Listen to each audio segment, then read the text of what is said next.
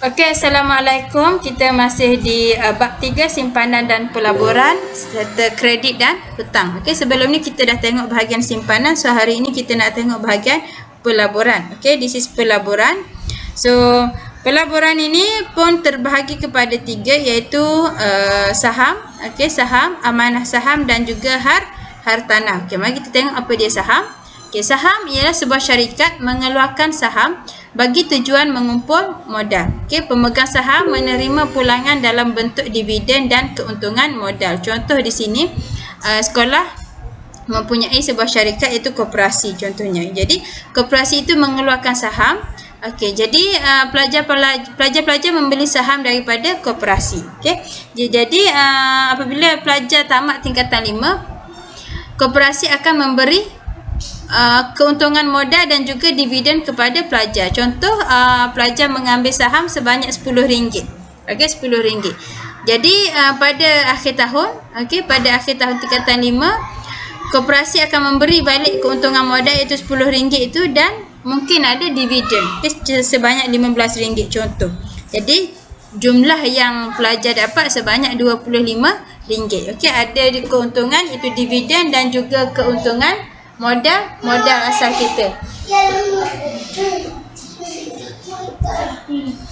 Okey, yang kedua adalah amanah saham. Okey, amanah saham apa dia? Dikendalikan oleh syarikat unit amanah yang diuruskan oleh pengurus profesional dalam bidang pelaburan. Okey, syarikat unit amanah mengumpulkan wang daripada para pelabur dan wang itu dilaburkan dalam pelbagai syarikat. Okey, yang ni contohnya kita masih membeli saham tapi bukan kita beli terus direct kepada syarikat.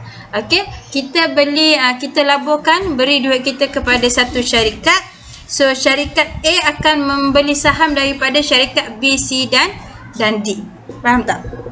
Okey, jadi syarikat A ni akan pilihlah syarikat mana yang pelaburannya okey, yang boleh dapat keuntungan. So gabung semua keuntungan tu, nanti kita akan dapat kita punya dividen. Okey, dividen. Jadi syarikat unit amanah ni dia mengumpulkan wang daripada para pelabur, daripada kita, dan wang itu dilaburkan dalam pelbagai syarikat. Okey, so dapat keuntungan diberi balik kepada kita. Okey, itu amanah saham. Yang ketiga adalah hartanah. Okey, hartanah pelaburan atas aset tidak alih seperti rumah kediaman, kedai, tanah dan sebagainya. Pulangan pelaburan dalam bentuk sewa dan keuntungan modal. Okey, pelaburan hartanah. Okey, kita faham hartanah berkenaan dengan tanah. Okey, aset tidak alih maknanya yang tidak boleh dialihkan sesuka hati. Okey, macam kereta boleh alihkan. Ni aset tidak alih seperti rumah kediaman, rumah kedai, tanah dan sebagainya lah. Okey, jadi macam mana kita nak dapat pulangan pelaburan kita tu? Macam mana nak dapatkan keuntungan daripada dalam bentuk sewa? Okey, kita sewakan rumah kita dan juga keuntungan modal. Okey, bila kita jual kita dapat balik modal kita. Okey, itu untuk hartanah.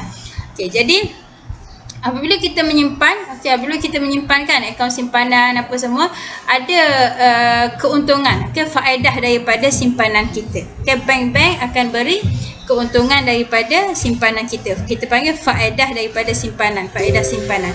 So ada dua jenis faedah simpanan iaitu faedah mudah dan juga faedah compound. Kita akan tengok apa dia faedah mudah terlebih dahulu. Maksud dia, faedah mudah ialah ganjaran yang diberikan kepada penyimpan mengikut suatu kadar tertentu ke atas jumlah wang simpanan. Jumlah wang simpanan ni istilahnya kita panggil prinsipal. Untuk suatu tempoh masa yang tertentu. Tempoh masa ini mesti dalam tahun. Jadi apakah formula ganjaran ini? Ganjaran ini I interest. Interest ni maksudnya faedah lah. I sama dengan PRT. P adalah principal, R adalah kadar faedah, rate, dan juga T adalah masa dalam tahun. Interest, faedah yang kita dapat, keuntungan yang kita dapat. P principal jumlah wang simpanan yang kita simpan pada mula-mula tu. R adalah kadar faedah yang ditetapkan oleh bank, dan T adalah masa, dan masa itu mesti dikira dalam tahun. Okey, itu untuk faedah mudah. Ada formula dia, I sama dengan PRT.